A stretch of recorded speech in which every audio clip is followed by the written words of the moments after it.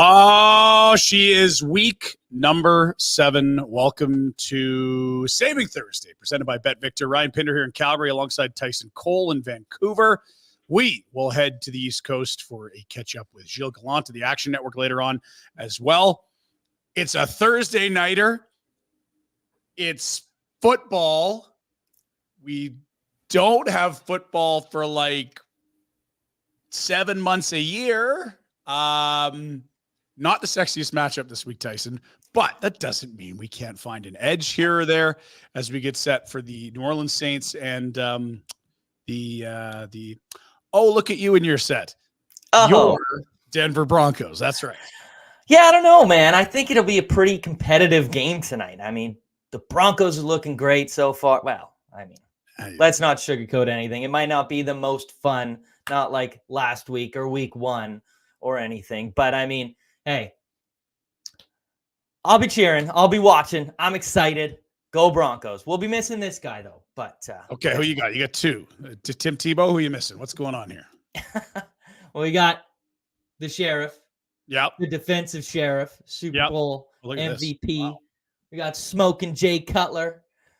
We got this guy's protege, Bradley Chubb, now over with the Dolphins. And got to rep PS2. He's the new Champ Bailey in town. So I'm excited. Here's my Broncos wall. Should be a great night tonight. Well, at least we're getting some impartial, unbiased advice today here on Saving Thursday for Bet Victor. It's go just Saints. 2 guys cheering for a good game. That's really all it is. We'll dive more into the Broncos and the Saints in a moment. This game's taking place in New Orleans. Lines, spreads, over-unders. We'll touch all that in a moment. Records, where they are in the wild card chase. I'm surprised at where these teams are only 1 game different. Like if the Saints closed 1 more out, the Broncos had lost 1 more. They're sitting in the same spot. But boy, it feels like things are quite different for both of them. We'll explain why in a bit, but let's get some league notes before we get to our anytime prop touchdown bet specialist in Gilles Gallant of the Action Network. We got big news, and we're starting with your team, but our producer Jack's team is the Pittsburgh Steelers, and it appears they are making the switch from Justin Fields at 4-2 to Russell Wilson for week 7. This surprises me. I told Jack today, this does not feel like a Mike Tomlin move. No, it doesn't. Oh, sorry. Sorry, go ahead, Jack. But I think it's the right move, guys. I really do. Okay. When I first heard it, I was pissed. I was like, God, we can't do this Russell Wilson thing this year. Like, we're 4-2. Like, what's the point? But I went back and watched some of the games, and in the first half, they've been so bad every single game. They haven't moved the ball at all. They've been settling for field goals. Yeah. So I think, you know what? At this point of the season, we're 2 weeks from the bye. Get Russell in there for the next 2 weeks. Let him play the Jets, the Giants, and let's see if we can get a better offense going. I think this is the time to do it. I know we're 4-2, and if this goes sideways, Tomlin's going to look like an absolute idiot. Like, it could be really bad. But I don't think Fields said it himself today. I haven't been good enough. I have a graphic I'll pull up here. Yeah. He said it himself. I haven't been good enough. I haven't earned the starting job. Wilson was brought to Pittsburgh to be the starter. I almost feel like they probably told him. I think they told him because it was the only way they were going to get him. But yeah. So I don't think they were disappointed they got to start Fields at the beginning of the year too. We know there's more ceiling with Fields as a young player versus, Russ is a shadow of what he was in his prime, albeit a better player than Fields has ever been. Tyson, makes sense of it. A lot of we's on the show. We had we for the Broncos and we for the Steelers. Well, Russell used to. Yes, or we're big fans. One of the two, eh? Yeah. Well, I lived through the Russell Wilson experience, and I didn't love it. So we'll see what different coaching does under or for Russell Wilson in Pittsburgh. Mike Tomlin's a great coach. Like, we're not taking that away from him. But I just saw some videos from practice today, and just side by side of Russell Wilson, Justin Fields doing the same drills and everything. And Russell Wilson just looks so much slower than Fields, and so much less dynamic. So I don't really know about the switch. It feels kind of odd because hasn't Russell Wilson been fine serving as the backup the last week, maybe 2? And why now? Why now is the question. They just beat the Raiders. with Justin who aren't Fields. good, but yeah. And look, Yeah. I saw some pockets collapsing in Pittsburgh and Fields Mhm. flying out of there getting first downs. That's Russ in his prime. He can't do that anymore. He could move, but he doesn't move like Fields moves. No, that was the most frustrating thing to watch. As soon as, because Russell Wilson, when he came over to Denver, oh yes, we're getting this running quarterback. But as soon as the pocket collapsed in Denver, he would just go down. He's like, okay, not going to try. Just go down. It was infuriating. But Justin Fields, he will escape and do that. So making that switch, I don't understand, especially after a win. Like you're 4-2, you're looking pretty decent, and you got a really good shot of actually making the playoff spot. Yeah. So yeah, I mean, we'll see. Hope it's got to be. It's a big decision weighing on Tomlin here. We'll see if it pays off for him. Yeah. You saw the quote. Jack threw it up there. Fields didn't have any contention with this, just saying, look, if I play better, there's no discussion here. I could have played better. I wish I played better. That's sort of the effect of what he was saying. We'll see what goes for the Steelers. They're in a big spot. We'll be talking about it later because, we got some fun games. We've got some debuts against some new guys in prime time. That will not be boring. One of the names changing places since we last spoke, Tyson, Davante Adams and his very, very injured hamstring. Very, very traded and suddenly is very, very healthy. And he's very, very likely to play this weekend for the Jets as we get the Rodgers reunion with Davante Adams. And as much as you might say, look, that was ages ago, both are better players. It's kind of funny. Like Alan Lazar has been the real surprise of that offense, whereas Breece Hall's kind of shown you flashes, but you wish he'd been better. And Garrett Wilson's still not quite on the same page as Rodgers. So maybe, this easy storyline narrative of reuniting these two guys is as simple as, they see it, they look at a defense and see the same thing and are on the same page because they did it together for a long time. And they were the best quarterback wide receiver tandem in the league for a long stretch. Mm-hmm. Yeah. Well, first off, you got to commend the New York Jets medical staff. Like it's truly remarkable. Just one day after trading for him and he's completely healed of his hamstring. Just good for them. Right on. Go Jets. I'm excited to see this duo again, man. Like you're right.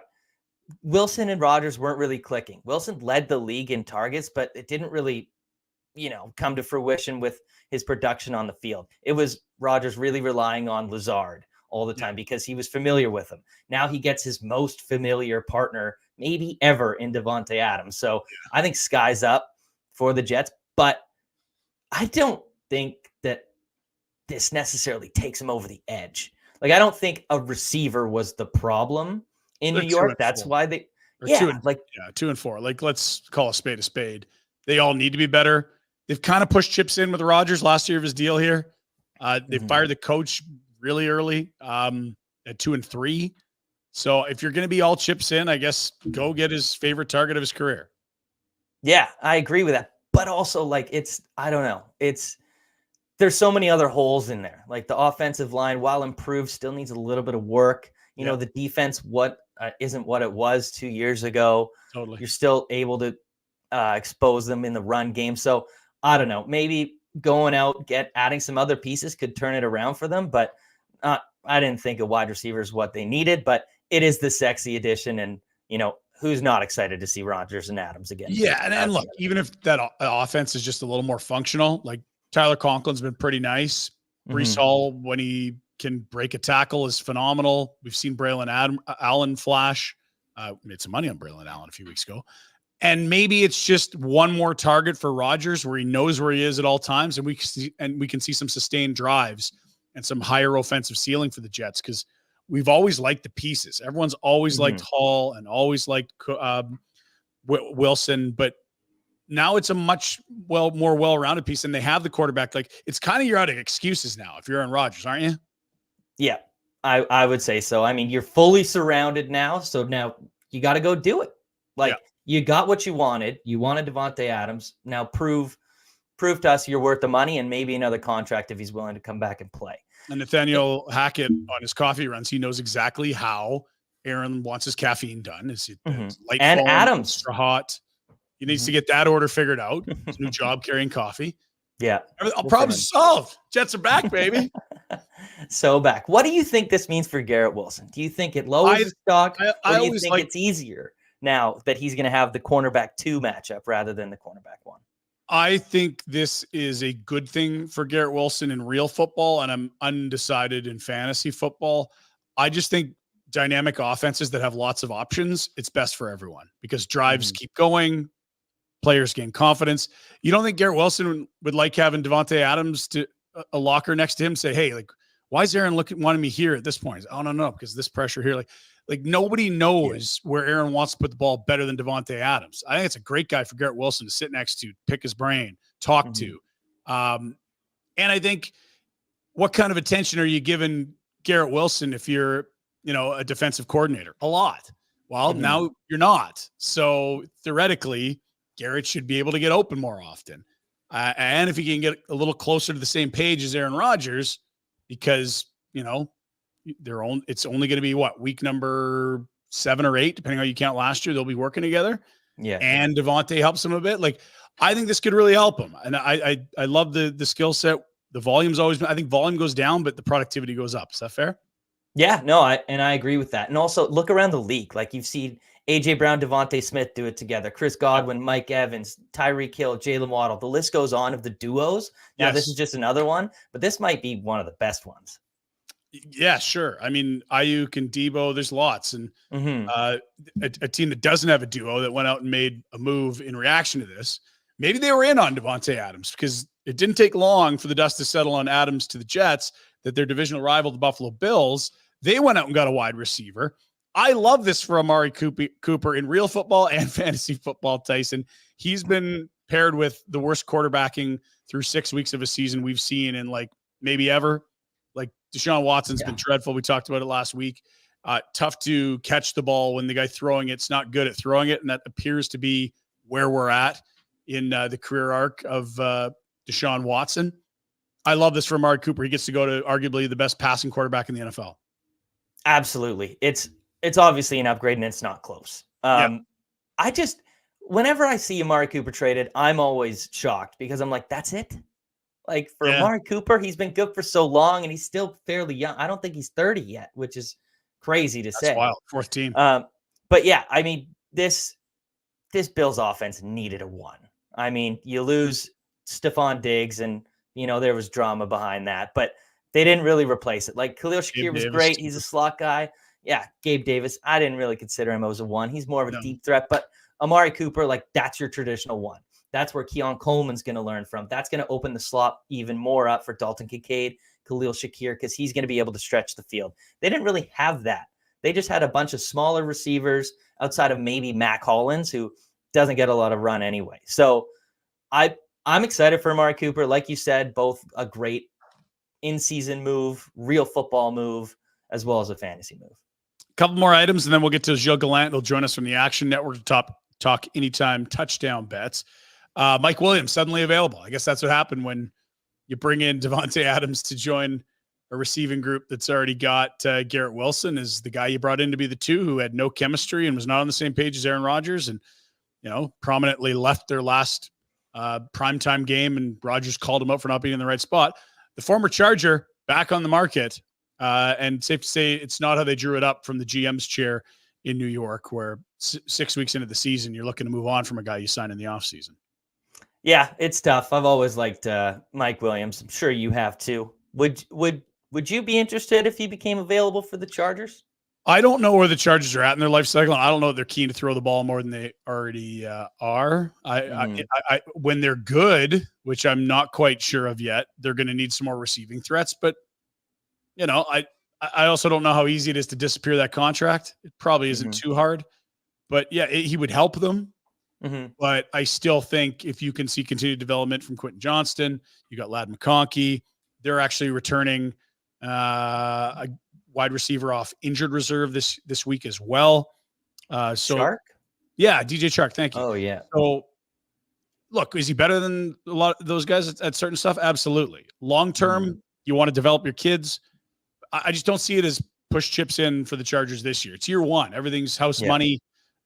Build through the defense and the run game. It's clearly Harbaugh football here, right? Yeah, you already moved off on him in the offseason. It doesn't really make a lot of sense to kind of bring him back. You kind of laid your chips where they were. I think he still got it. It was kind of a rough last game for him there on that last play when he slipped, ran the wrong route, and Rodgers threw the game-winning or game-losing interception. So tough look, but he's coming off an ACL or Achilles injury. So yeah, little bit of a rough go, but hopefully he can land on his feet.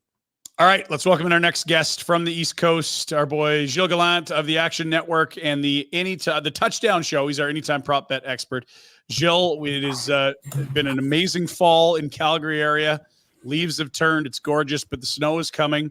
Tyson, Vancouver, are we wet yet? Is it just a shower for the next 6 months? I mean, it's projecting to be like that, but right now the sun's coming and going, as you can probably see. And Gilles, our meteorologist from the Maritimes, how are we looking out there? Pretty balmy, pretty mixed bag. You know, some days it's really cold, other days it's sunny out of nowhere, and it's for our Canadian audience 20 degrees, but for our American audience it'd be over 70. So just one of those things that it's fall, the football season is ahead, and then of course I'm going to be probably following you guys even more because hockey season's pretty much right in full swing, and I'm going to be jumping in trying to see if you guys got any props that I could tail. Yeah, we like Leon Draisaitl tonight against Nashville. Spoiler alert, he's really good against Nashville, like a goal per game in his career, almost 2 points a game. So you got him for a point or for an anytime goal scorer? I'm laddering up to 3 points, and I'm also jumping on an anytime goal. Take that if you want. Tyson, also, you like Draisaitl tonight? We can get back to football in a nanosecond. Yeah, we talked about it before. Definitely like his goal. I mean, there's been multiple instances where he scored 2 in multiple games. So you could ladder his goal up to 2 if you want even as well. For sure. I don't like to say it, but saw him and the Oilers look like themselves after 2 fights late in that game against Philly, erased a 2-goal deficit. I'm afraid the Oilers might not be awful this year, fellas. So that's our only hockey content for the day. Gilles, for the anytime touchdown content, what do you like tonight between the Broncos and the Saints? Yeah, Ryan, this one was tough, man, because obviously you're looking at a game with a total of below 40. You're looking at 2 subpar quarterbacks. So immediately you're thinking like, okay, where are the points going to be coming from? And for me, I just went right with Bo Nix to score an anytime touchdown. He's around plus 240 to plus 250. So with Bo Nix has got 3 touchdowns this year, and he leads the team with 9 red zone carries. So that's more than Javonte Williams or Jaleel McLaughlin. It's the same amount of red zone targets as somebody like Josh Allen, who would normally be priced around, plus 120, plus 130 for a touchdown, and more than Lamar Jackson, who would have similar touchdown odd prices.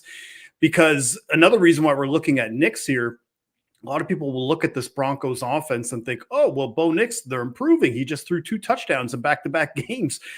I don't think people were fully watching what happened in those games. I don't expect him to have a lot of success on this defense. The Saints rank 8th in defensive DVOA versus the pass, and they're pretty much number 1 against the deep ball. They're first against wide receiver 1 as well. So with Bo Nix, part of the upside with him is the Saints are actually 26th in defensive DVOA against the run, 7 rushing touchdowns allowed.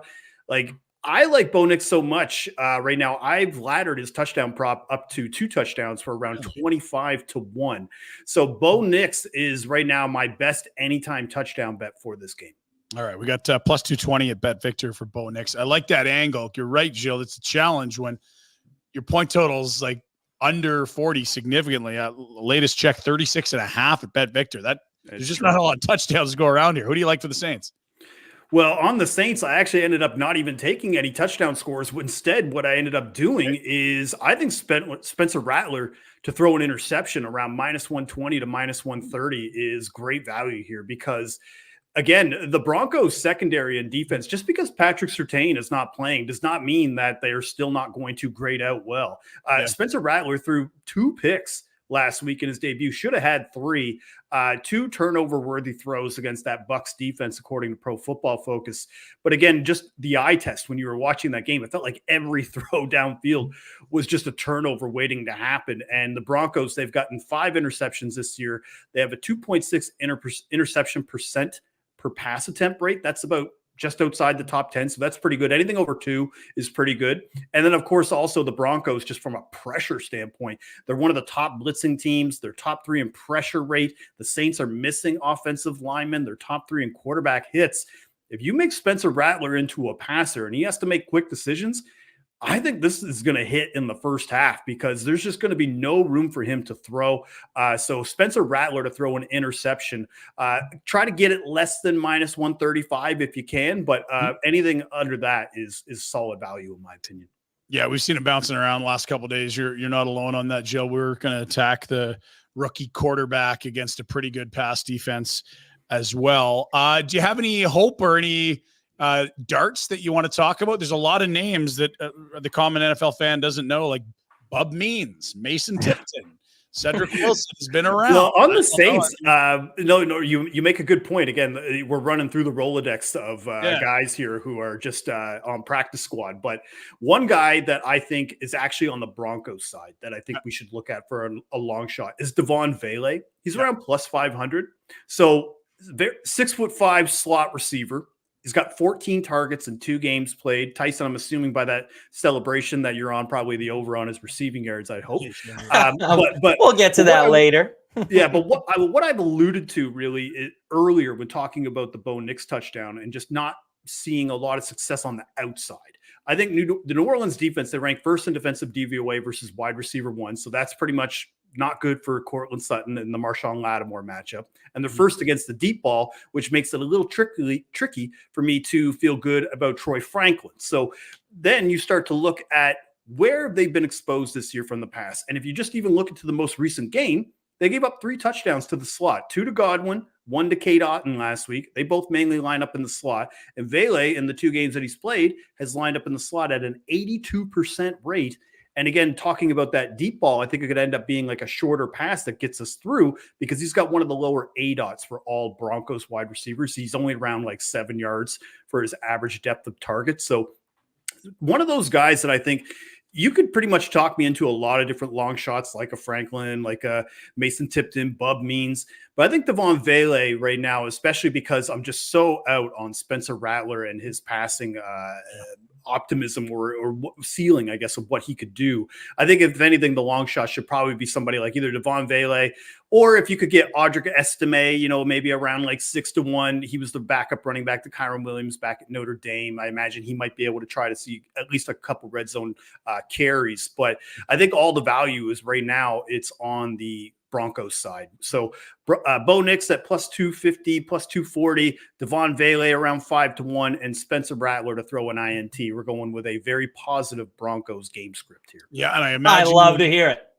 Yeah. Broncos minus 2.5 you'd like as well. That's the line on bet. Yeah, I mean, I think the thing that we're just anything under 3, I think is obviously a key thing because once we get over 3, then it's past the key number. You don't want to take it at that point. But anything under 2.5 or 3 rather, I think is a solid play on the Broncos.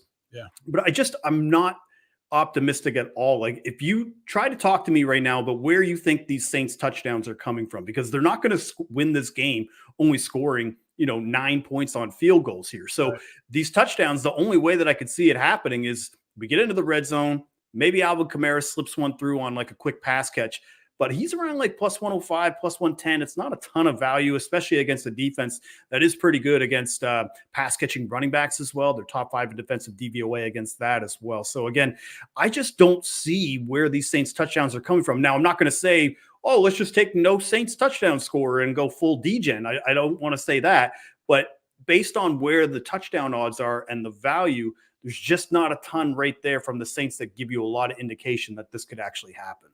I like to pick the picks. Jill, tell us about the touchdown show and where we can catch it. Yeah, absolutely. So the touchdown show airs every Sunday at 11:30 a.m. Eastern on the Action Network YouTube page. Myself and my co-host Brian Matthews, we give out our favorite anytime touchdown bets for the Sunday slate. A lot of the time we end up getting real spicy by the end, throwing 2 touchdown bets out there. Through 6 shows, I've hit in 2 touchdown bets, a 14-1, a 16-1, an 18-1. So, and even my co-host Brian, he hit Justin Fields for 2 touchdowns last week at 16-1, which is just a wild hit. So that's kind of what the show is all about. We're going to be able to show people kind of how we bet on touchdowns, the things that we consider, what angles we're looking at, and that way it can give people a good barometer going into Sunday, feeling good about the touchdown bets they like to do. So Sunday at 11:30 a.m. Eastern, we'll be back for week 7. Love it. Thanks, Jill. We'll chat again next week. Always appreciate the insights. Have a good one. All right. Cheers, guys. He's right. It's fall weather. It's football weather. You know, I just got to say, who gave him my sheet? Because I gave him my sheet. He's got a lot of. I mean, we're either all going to look like idiots or we're all savants this week. Or We geniuses, have but all the same action here. hey, but I'm happy if Joe comes on here and says a lot of our picks. I mean, we must be doing something right. Okay, so from there, one more thing to talk about. Well, let's look at the numbers. Let's look at the board. What do we got for Denver, New Orleans tonight? We told you the line's 2.5. Let's look at it. Let's see some of the odds. Yeah, Denver's on the road and favored 2.5. That implies in a neutral site they'd win by 5.5, and that starts to make some sense. We'll get into the injury picture in a moment. It's two rookie quarterbacks against each other. The over-under at BetVictor is low. If you like hitting overs, BetVictor's got the number. This is a higher number elsewhere. If you want to play the over, this is a good place to do it at minus 125 there for 36.5. And if you see an upset brewing, it's plus 125 on the money line for the Saints. Okay, so we'll get to the injuries in a moment, but we've alluded to the lack of depth on both these sides. Let's go to Jack for the injury update on both of these sides because it's significant on one side of the ball and less so on the other. Yeah, very significant on the Saints side here, guys. Derek Carr, he's doubtful. I don't think he plays tonight. Out, yeah. Rashid Shaheed, Tyson just dropped it in our chat. He's actually going to miss the rest of the season with a torn ACL, Tyson? It's meniscus. I didn't fully read it. I just saw his timeline. Yeah. So he looks like he's out for the year. Chris Olave is doubtful. Taysom Hill is doubtful.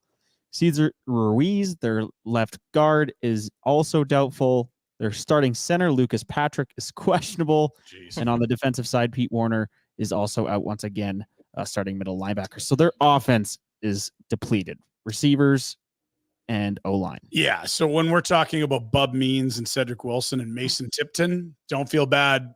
They don't know you either. And we're only there because they're top two wideouts. Olave, who's had a great start to his career, but a little pedestrian this year. And Rashid, who's really burst onto the scene late last year, his rookie year, with some monster plays and the downfield threat, both out for this one.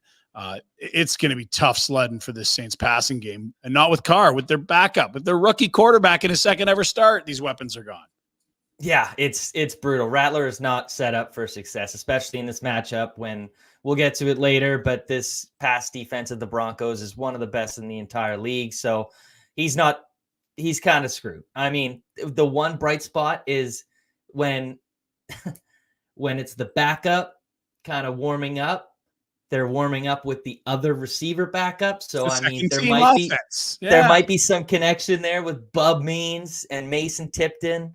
You know, Bub means elite name for football. Just saying. Sure. Just had to Bub get means that business. out there, Bub means trouble. Bub means injuries. Bub means what? Bub means all the above. Yeah. Bub means a lot.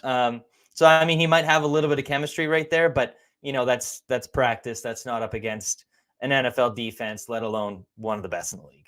Yeah. Well said. Okay, so then Jack, to the Broncos side of the ball, a much better situation for the visitors. Better situation, but they are still missing their best football player. Tyson's wearing the jersey. PS2 out once again with an injury. So you'll see a bit more of Levi Wallace once again this week, former Pittsburgh Steeler, horrible cornerback. And Mike McGlinchey, am I getting that right, Tyson? Right tackle. Mike McGlinchey. We will return off the IR and start. Oh, good. Okay, so they get a return on the O-line. They're missing our boy Singleton, who was a great Stampeder, Grey Cup champion, tackling machine, but he's been out for a bit for them. And you said D-line as well, Tyson? Baron Browning's returning. He's off the edge. Is he back? Okay. There you go. He was on that same Surtain, where's he in the hierarchy of corners in the game today? 101. Not even close. Really? Yeah. So that's a big loss, but I mean, sell me here. I mean, Riley Moss. You ever heard of that guy? Okay, no. No? Does he hear me? Fair enough. You made that point earlier. He's do we have faith let's rephrase. Do we have faith in the Denver pass D without their best player? Because I mean, we kind of you see teams survive great players all the time. Yeah, I mean, we saw it last week because Surtain went out really, really early. I mean, Herbert did have the most passing yards of the season, I do believe, last week. Yeah. I mean, it wasn't, what was it, 240, somewhere around there. But So he was able to kind of expose this Broncos pass defense, but I don't necessarily believe that Rattler's going to have the same success. Riley Moss, he's a great CB2. And I mean, Levi Wallace will deal with that. Well, I think Jack's heard of him. the Broncos could send out all their backups, and I think they'd probably be fine tonight against this wide receiver core.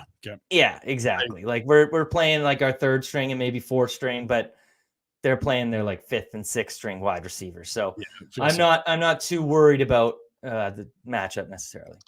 New Orleans 2-4. Great start to the year. 2 weeks in, it was like, wow, surprise team of the year. Look at all this pre-motion action. Teams don't know how to handle this. Derek Carr is so back, baby. Shaheed's burning them for bombs. Kamara, 4 touchdowns, whatever. I mean, they looked unbelievable for 2 weeks. And we realize now that that was Carolina, who is probably the worst team in the league. And they had a bad Dallas that they played that night and, made them look bad that night. It's been losses ever since to Philadelphia, to Atlanta, to Kansas City, to Tampa Bay. They allowed 51 points last week to the Buccaneers, who are a good team. Not sure we're ready to say they're a great team. On the other side, Denver's 3-3. They are tied for a wild card. They're out based on tiebreak, but it's so early. We won't get into the tiebreak stuff. They're right in the mix for a wild card at 500 in the AFC. That's not really the case in the NFC, where you're 4 games back if you're 2-4, like the Saints are. Denver, another sort of season of runs, dropped their first 2, win 3 in a row, including beating Tampa Bay, taking care of business against Aaron Rodgers and the Jets, beating a bad Vegas team. They came back to earth against a well-rested Chargers team off the bye to get to 3-3. That's how these two teams got here, 3-3 and 2-4 for the Saints. And the biggest storyline we haven't talked about, which might be the biggest storyline of the night, given all the injuries to the guys we have heard of at the skill positions, Sean Payton returns to New Orleans, the Super Bowl winning coach, the guy that got to say, Drew Brees, go throw the ball in the prime of his career, and the guy behind Bountygate and the guy that probably got himself traded to Denver. There's a complicated relationship between the Saints and Sean Payton, I'd suggest, Tyson. Yeah, I mean, it's a big revenge game, and you know that Sean Payton's going to scheme it up perfectly to hopefully take down the team that he used to coach. And I mean, everything's kind of on his side for this. You know what I mean? Just perfect matchup, better defense, better quarterback, injuries, exactly. So I'm looking forward to it for Sean. It's better that it's in New Orleans too, I think, for him. Yeah. That'll mean so much more rather than Denver. Yeah, I agree. Exactly. Right. So I think he'll scheme it up perfectly. I mean, he has a Hall of Fame resume for a reason. He did excellent work with Drew Brees down there. Now I feel like he kind of wants to stick it to his old team. Okay, let's take a look at the defenses and how they perform against certain positional groups. These are 2 pretty good D, and at certain things, they're quite good. So that means finding our anytime props might be a little challenging. Again, the red numbers, it's what you want your players not to see. And the green numbers, like, yes, I want my wide receivers, tight ends, and quarterbacks up against that defense. Boy, there's a lot of green on the Saints side, and another arrow that points us towards Denver having a good night, Tyson. Now walk us through what you're seeing here. What stands out to you? I mean, I'm just surprised. Like when I went through it and filled out this sheet, I did not realize how high the Saints were in all these rankings. And I mean, 51 last week would have moved. I was just going to say, like, that probably kind of outweighs it a little bit, but nonetheless, I mean, 4th most passing yards, 9th most rushing yards, 5th most receiving yards, 5th most receptions to wide receivers. Like there's some big discrepancies here because like if you just look at the quarterback passing and the wide receiver receiving, those two go hand in hand, but it's not close. It's the 4th worst and then the 4th best in terms of passing yards against, and then the 3rd best and the 5th worst for receiving yards against. So I mean, there's clear targets on either side, whether you want to bet the over or the under. Yeah. No, I'm with you. And here's the thing with the Saints D. The first 3 weeks of the season, no one got 20 points against them. Mm-hmm. The last 3 weeks, the next 3, over 100 points against. Like it started out pretty nice and it has gotten ugly. And when you hear Jack run through the injuries and we throw a rookie in there and we wonder about their ability to sustain drives, like there's a lot of arrows leading me away from anything near the Saints today. Yeah. I mean, it was It was hard to kind of run through the board and look at exactly what I wanted to bet on the Saints side. There was like maybe Alvin Kamara, but is he going to be used too much? Is he going to be double teamed all the time? It's kind of unpredictable because he's really the only threat in this offense, especially heading into tonight. So I don't know. It was definitely a little difficult covering the Saints. Okay, well, let's get right into it. Our prop picks of the week. Congrats to you, Tyson. 3 for 3 last week. That brings us up, 2.4 units on the season. Good start. Yeah, there we go. Sharp, not just the hair, but the picks, the results, the data. Love it. So given everything we've told you, the injuries, how these defenses stack up against positional groups, let's walk through your first prop bet of the week in this contest. And maybe it doesn't even have to be a prop bet because I'm seeing you often like to stay away from the spread. That ain't the case this week. Why don't we start with that one at the bottom of your screen?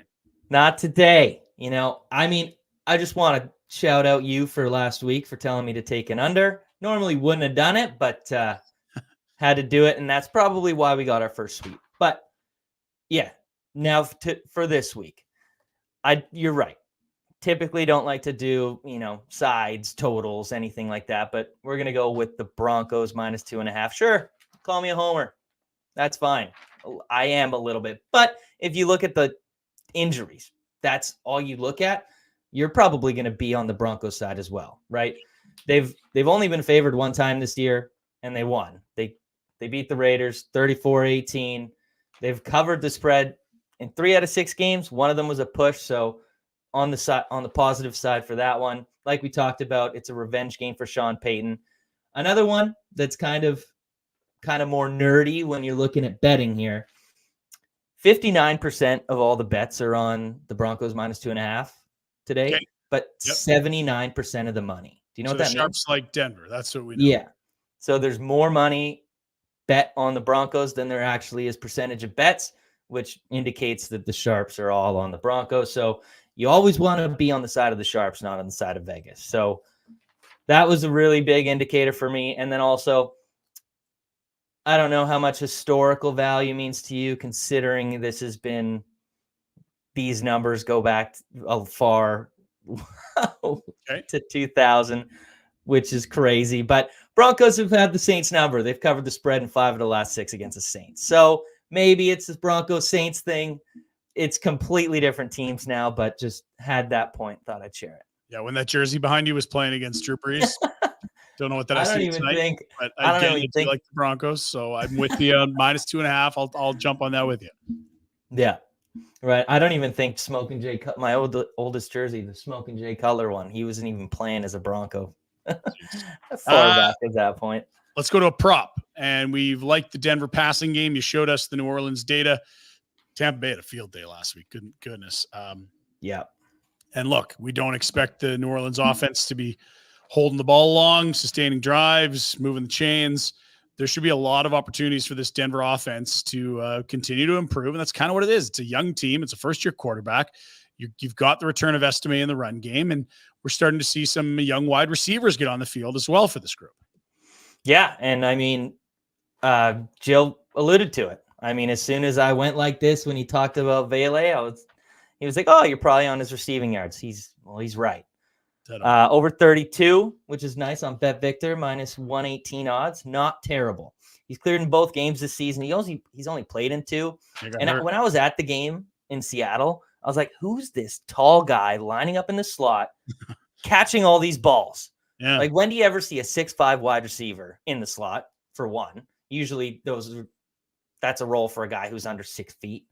But he caught 8 balls for 39 yards against Seahawks. Then he returned last week, caught only 4, but went for 78 yards. He had that really long run against the Chargers. But he is the slot receiver. Like Jill alluded to, he's run 82% of his routes in the slot. Ryan, I got a question for you. Fire. Can you tell me what these players have in common? Chris Godwin, Juju Smith-Schuster, Devontae Smith, CD Lamb, and Adam Thielen. Well, they line up in the slot. I know Lamb lines up everywhere, but there's a lot of slot guys in there. Yep, they lead their team in slot percentage on the season. So does Vele, which is perfect. All those receivers, Godwin 125, Juju 130, Smith 79, Lamb 90, Thielen 49. They all crushed their actual line and also this line of Vele. I know Vele Playing is against not the Saints defense again. against the Saints defense. I know Vele's not the same quality of wide receivers, a lot of those guys, but he's going to be given the same opportunity. And Nick's clearly trusts him, which he kind of came out of nowhere, right? So for him to be able to accrue 9 or 8 receptions, double-digit targets in his first week, and now he's returning and he still cleared it, I think this line's a little too low, especially with Cortland Sutton having to line up against Marshawn Lattimore on the outside. That's only going to open up the inside, which I really like. Alontae Taylor, the slot cornerback, he's not been good. And he's always in the slot. 266 slot snaps compared to 25 on the outside. Okay. He's allowed 33 out of 39 targets, receptions on his targets so far this season, averaging 43.5 yards per game. That's the over. We like that. Yes, sir. That is Vele over 32 receiving yards. Over 32, minus 118. Broncos minus 2.5. Vele 6'5", 210. Vele 14 targets in 2 games ever in the NFL. He's been over this total in every one. If you want to get spicy and you like what we're talking with Vele, his receptions are set to 3 at BetVictor. If you like 14 targets in 2 weeks, you probably love hitting the over on 3 for tonight. That's another area you could dance. And our final prop of the day, we're going to try to target again an inexperienced play caller in a team that's in a tough spot. All the injuries that the Saints have, that makes Spencer Rattler's job even harder than it should be. And it's really hard when you're trying to play quarterback in the NFL for your second ever start. Absolutely. That's why we're going to Spencer Rattler to throw an interception. I mean, Jill already alluded to it. Minus 138, I believe, on BetVictor. Yep. Wasn't the exact line he was targeting. He said anything minus 135, but minus 138 for how he's set up in this offense with the receivers that he has now. He's not going to have the same separation that you're going to get from a Rashid Shaheed or a Chris Olave. Not going to have the same quality of route. They might not be on the same page. So I think he threw 51 times last week, 40, I think it was 41, somewhere around there, but 40 plus pass attempts last week. So he's going to be chucking. We're predicting that he's going to be down in this game. So needing to throw, needing to be desperate, might get too risky with the football, throw an interception. I definitely like that. It ties into what we've talked about. A, it's hard to be a quarterback in the NFL. B, the hardest it's ever going to be is your first few games in the league because you just haven't seen it before in terms of defenses, formations, the speed, relationships with wide receivers. And then C, you add in the 2 targets he was looking at last week, they gone. He was 22 of 40, which is respectable. He had 2 picks. Jill said he probably should have had a third. Felt like anytime he went deep, that ball was up for grabs. I love a touchdown or more, and that's what we're betting here for Spencer Rattler, the rookie quarterback, a half interception. That's our final bet, our prop of the day. And one more thing, the game script. We like Denver. Everything we've talked about, it favors Denver. Injuries, matchups, momentum these teams have had. 3 losses in a row for New Orleans. Whatever it is, it seems to be pointing towards Denver.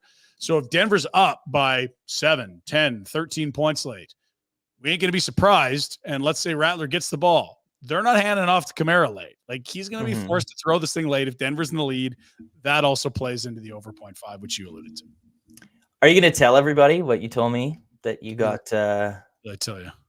You got the script from the NFL for this game? I can't tell you that I got the script because I didn't get the script. I'm waiting. They, must have sent it to a different address. I don't know. Oh, all right. Okay. Let's get to it. Those are our 3 picks. We'll revisit them at the very end, but Saving Sunday is when we highlight our premier matchup of the weekend, whether it's a bet you like, a game you want to watch.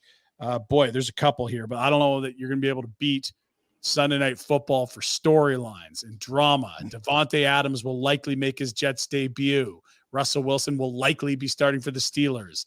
Both those decisions, they're incredibly polarizing. Jets are pushing chips in. Steelers are saying, you know what? We think we can get better by going away from the guy that got us to 4-2. Steelers and Jets Sunday Night Football primetime. It's going to be pretty good. It's going to be exciting. I mean, who's not going to be excited to see that connection back together? And then also, who doesn't want to see Russell Wilson again in primetime? We saw it so many times 2 years ago with the Broncos, and he was electric every single time. Was he? Right, Jack? Electric. Yeah, amazing. Jack, a big Steelers guy, I want you to let us know how enthusiastic you are about this quarterback change by the enthusiasm level in Russell Wilson's catchphrase, let's ride. So give us your enthusiasm level. Let's ride. 3, 2, 1. Let's ride. All right. 5 out of 10. Yeah, I was going to say it's right in the middle there. 55. Let's ride. I'm like, let's ride. Let's ride. I'm torn. Right? Because I think Fields could be the future quarterback of this team. He's young. That's the only reason you pick him up, right? Yeah. So I am torn, but I do like part of me does want to see Russell Wilson. It's like what do you need? What do you need Russ to do for you to be happy? Go out and win the game. Just win? Just win the game. Beat the Jets. 40 passing yards, 2 picks. Yeah, you probably don't want to do that against the Jets. Yeah. I don't know. Like we talked about the beginning, he can't run the football. And that's the one, like Justin Fields is such a dynamic quarterback and we don't have a lot of good receivers. Like we're in on all these guys, Adams, Ayuk, like they've been trying to add another receiver forever. So now we're going to take, maybe they do get in on Mike Williams. Now they're going to take out their most dynamic player, put in Russell Wilson. Maybe it opens up the playbook a bit. I'm not too sure. I don't know what the thought process is. I don't really get it. We'll see. It won't be boring. The other game on the weekend that will be worth your time. It is a Super Bowl rematch. Those don't see very often, but San Fran KC should be fun. A lot of storylines around both. KC hasn't looked that good. They're missing a lot of bodies, still undefeated. And the Niners have been battling guys missing, still don't have McCaffrey. Debo's missed some time. They look close to being really good, and they've actually allowed a couple late collapses they shouldn't have. Another fun one to watch there. For sure. And I mean, we'll see what happens with Jordan Mason too, because he left Thursday's game with an AC joint injury, I think. Something to do with his shoulder. Yeah. Yeah. I mean, he was limited in practice today, I saw. So he's probably trending towards playing, but I mean, we'll see. That's going to be super exciting. It's kind of odd. It's kind of crazy. It's not in prime time, isn't it? It should have been. Yeah, should have been. Didn't they make the rule that you can flex any game now? I think it's any next week they start flexing. Oh, I saw really? you got flexed, but they usually give it a little while. So maybe week 8 you can start flexing. I don't know. That's not my area. I remember it was like week 16 for a while, but now anyway. I mean, it's kind of odd to see the Niners favorites, just especially when Chiefs are undefeated, coming off a bye. The records don't match the line, that's for sure. But we'll see if it's a get right spot for the Niners. That'd be a big win for that group. That just one win shy. That they've been that a couple times in this era of football. Let's quickly revisit the 3 picks of the day. Vele over 32 receiving yards at -118. Spencer Rattler over a half interception -138. Broncos -2.5 on your spread of the game. That's a -118 bet. Best of luck tonight. Enjoy the weekend, and maybe get a side screen for that Draisaitl show in Nashville tonight, eh? Absolutely. He's going to light the lamp. See you, fellas. Thanks for joining us, and we'll see you again next week. It's been Saving Thursday.